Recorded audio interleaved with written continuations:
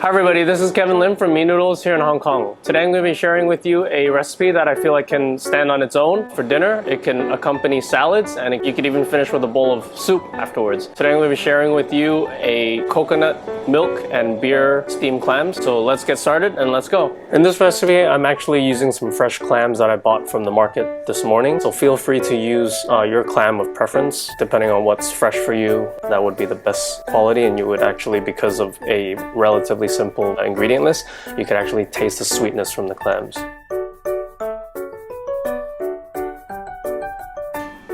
So to start off, you want to melt the butter in the pot, and then you can add in the shallots and then the garlic and also the chili. For the chili, I like to kind of press it down a little bit just to extract a little bit more spiciness from the chilies. And then you can just rip up the kaffir lime leaf and just throw it in and just let it cook a little bit until it's fragrant. And then you can pour in the beer and also the coconut milk.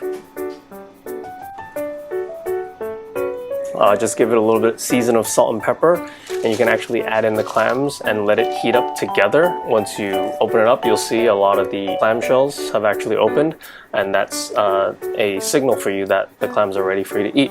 Just a little reminder, so if you find any clam shells that are not open, just throw them away. They shouldn't be eaten, as you can get an upset stomach from it.